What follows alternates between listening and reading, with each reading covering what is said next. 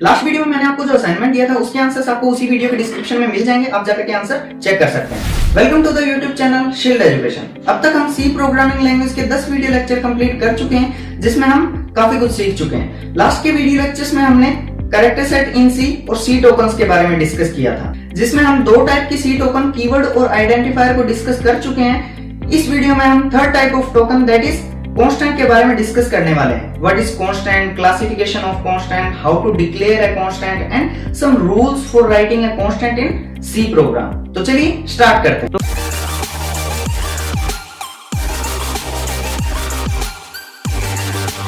First of all, what is constants? Constants are the values that don't change during the execution of a program. Means ऐसी values जो पूरे programme में same रहती है, complete program में change नहीं होती। Their values are fixed in the whole program. उनकी वैल्यूज पूरे प्रोग्राम में फिक्स रहती है। ओके, कांस्टेंट का एक और नाम होता है literals. Constants are also known as literals. So the next point is how to declare a constant in C program. Constant can be declared in two types, using hash define and the second is using const keyword. तो hash define को use करके कैसे किसी value को हम constant कर सकते हैं, वो मैंने आपको 7th video lecture basic structure of C program में बताया था।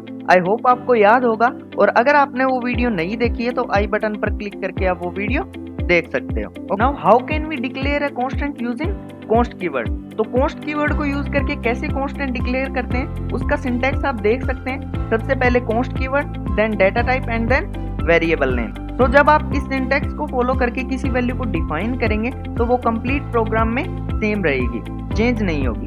Clear? Let me give you an example. तो ये एक सी प्रोग्राम है जिसमें ए की वैल्यू को हमने इनिशियलाइज किया है 10 से, और फिर हम इस वैल्यू को प्रिंट करवा रहे हैं। जब हम इस प्रोग्राम को एग्जीक्यूट करते हैं तो हमें आउटपुट मिलता है 10, लेकिन बाद में अगर हमें ए की वैल्यू को चेंज करना है, like a is equal to 20 हम रख देते हैं, उसके बाद जब हम प्रोग्राम को एग्जीक्यूट करेंगे तो हमें आउटपुट मिलता है 20। ओके, इसका मतलब है कि अगर हम किसी वैल्यू को एक बार इनिशियलाइज कर देते हैं तो बाद में उस वैल्यू को चेंज कर सकते हैं। अब हम इंट के आगे कांस्ट कीवर्ड को यूज करके देखते हैं। अब हम अगर इस प्रोग्राम को एग्जीक्यूट करते हैं तो हमें एक एरर मिलती है। इस प्रोग्राम में एरर इसलिए आई है क्योंकि हमने यहाँ कांस्ट कीवर्ड को यूज कर दी है, जिससे कि ए की वैल्यू फिक्स हो चुकी है और बाद में हम ए की वैल्यू चेंज करने की कोशिश कर रहे हैं, जो कि इम्पॉसिबल है। मीन्स कांस्ट कीवर्ड को यूज करने के बाद हम ए की वैल्यू चेंज नहीं कर सकते हैं सी प्रोग्राम में। ए की वैल्यू फिक्स हो जाती है, कांस्टेंट हो जाती है। Okay, so the next point is classification of constant. Constants are mainly classified in two types. First is numeric constant and the second is character constant. Now numeric constant is further divided in two types, integer constant and real constant. Similarly, character constant is also divided in two types, single character constant and string constant. तो basically हमें इन चार type के constants के बारे में पढ़ना है। तो सबसे पहले डिस्कस करते हैं इंटीजर कांस्टेंट के बारे में कि what is integer constant. Integer constants are the whole numbers without any fractional part. Means simply ऐसे नंबर्स जिनमें डेसिमल पॉइंट ना हो उनको इंटीजर कांस्टेंट कहते हैं, like 2, 8, 0, 58, 145। These all are integer constants.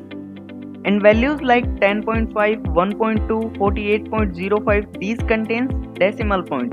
These are fractional numbers, so they are not integer constants. Okay. Now we will see some rules for constructing integer constants. Actually में C program में integer constant को लिखा कैसे जाता है, उसके लिए कुछ rules होते हैं, like an integer constant must have at least one digit. Means एक इंटीजर कांस्टेंट के पास एटलीस्ट एक डिजिट तो होनी ही चाहिए, उससे ज्यादा भी हो सकती है। Next is it must have a decimal point, जो कि मैं आपको पहले ही बता चुका हूँ। Next, it can be either positive और नेगेटिव। ये पॉजिटिव और नेगेटिव दोनों हो सकती है।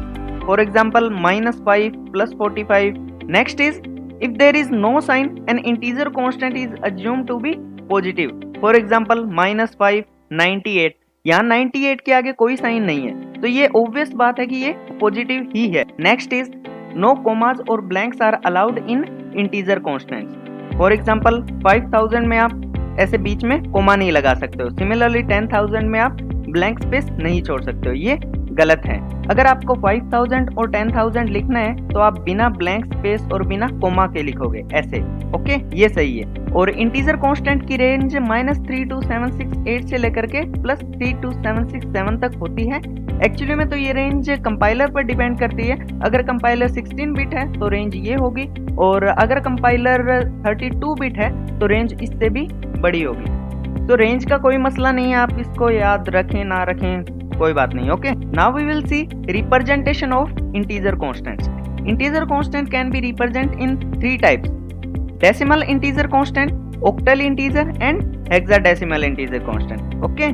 तो सबसे पहले डिस्कस करते हैं डेसिमल इंटीजर कांस्टेंट। इसका बेस 10 होता है। It consist 0 to 9 digit, means इसमें आप 0 से लेकर के 9 डिजिट तक यूज कर सकते हो। 0 to 9 टोटल 10 डिजिट्स होते हैं, इसलिए इसका बेस 10 होता है। और 10 को बेसिकली डेसिमल बोला जाता है, इसलिए इसका नाम डेसिमल इंटीजर कांस्टेंट होता है। For example 54854 5402, okay. Next is octal integer constant. इसका बेस 8 होता है। ये हमेशा 0 से स्टार्ट होते हैं। 0 to 7 मींस टोटल 8 डिजिट्स का आप इसमें यूज कर सकते हो, इसलिए इसका बेस भी 8 होता है। और 8 को ऑक्टल बोलते हैं, इसका नाम इसलिए ऑक्टल इंटीजर कांस्टेंट है। फॉर एग्जांपल 0254 047, अगर मैं इसके आगे 0 नहीं लगाता हूं तो ये डेसिमल इंटीजर कांस्टेंट बन जाता है, और 0 लगा देता हूं तो octal integer constant. Octal integer constant में हम सभी के आगे 0 का यूज करते हैं। Next is hexadecimal integer constant, जिसका बेस 16 होता है, और इसके आगे हम 0x का यूज करते हैं। x कैपिटल हो या स्मॉल डजंट मैटर। इसमें हम 0 to 9 digits means total 10 digits हो गए। इसका बेस तो 16 है, तो हमें 6 डिजिट्स और चाहिए। तो 6 और डिजिट्स के लिए मींस 10 to 15 के लिए हम A to F का यूज करते हैं। वो कैपिटल हो या स्मॉल, इससे कोई फर्क नहीं पड़ता है। मींस 10 के लिए हम कैपिटल A या स्मॉल A, 11 के लिए B, 12 के लिए C, 13 के लिए D, 14 के लिए E एंड 15 के लिए F का यूज करते हैं। For example 0x51, 0x892, 0xabd, 0x5 means basically इनकी शुरुआत हम 0x से करते हैं, और x कैपिटल हो या स्मॉल कोई फर्क नहीं पड़ता है, ओके। अब डिस्कस करते हैं second type of constant, that is real constant. Real constants are the numbers that contain decimal points like 5.2, 0.34। Real constants को फ्लोटिंग पॉइंट कांस्टेंट्स भी कहा जाता है। अब हम कुछ रूल्स देख लेते हैं सी प्रोग्राम में रियल कांस्टेंट्स को बनाने के लिए।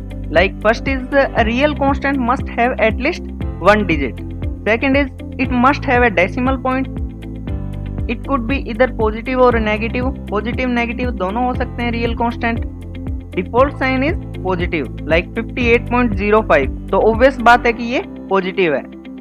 नेक्स्ट इज रियल कांस्टेंट में भी कोमा और ब्लैंक अलाउड नहीं है, लाइक दिस एंड दिस, ये गलत है। अब डिस्कस करते हैं रिप्रेजेंटेशन ऑफ रियल कांस्टेंट के बारे में।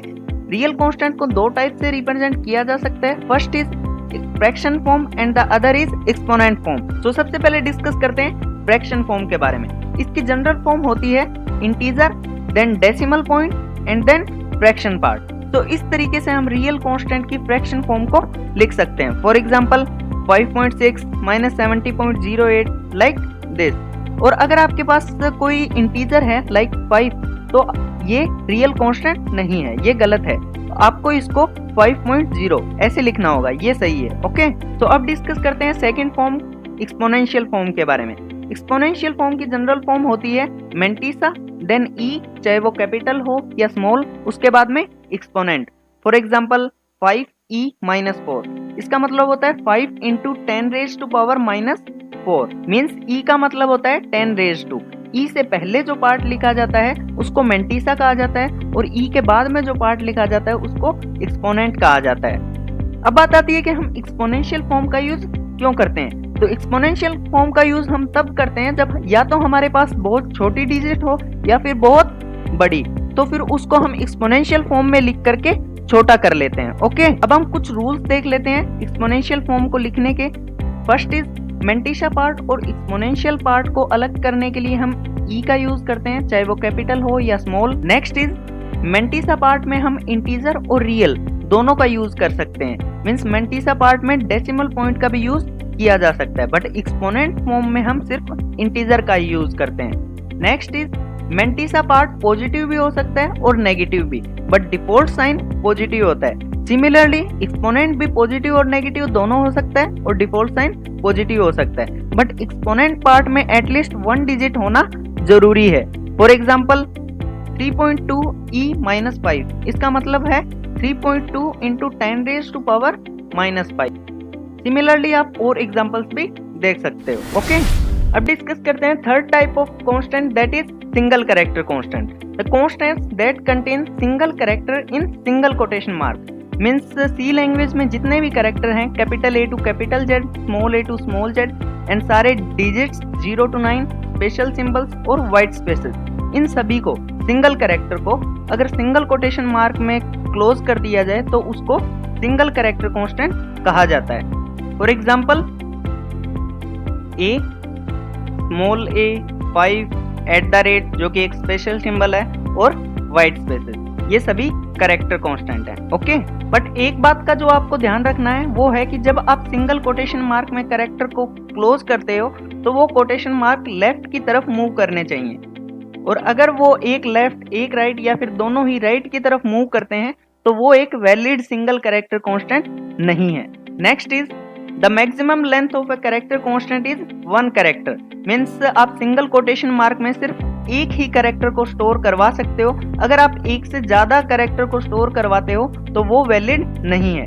लाइक यहाँ A जो है वो सही है, लेकिन इसमें हमने एक से ज्यादा कैरेक्टर को स्टोर करवाया तो ये गलत है।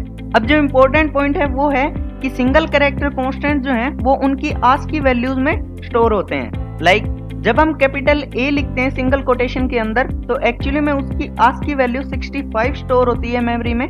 वैसे ही जब हम 5 डिजिट लिखते हैं सिंगल कोटेशन के अंदर तो उसकी ASCII वैल्यू 53 स्टोर होती है मेमोरी में। आपको नहीं पता है कि ASCII वैल्यूज क्या होती हैं तो आप आई बटन पर क्लिक करके वीडियो लेक्चर 9 जाकर के देख सकते हैं, जिसमें मैंने C कैरेक्टर सेट के साथ ASCII वैल्यूज के बारे में बताया है। Okay, next is 5 = 5 in single quotation mark. क्या ये दोनों इक्वल हैं?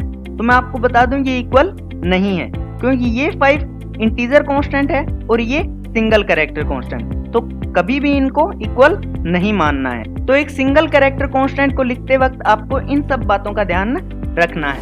Fourth type of constant that is string constant.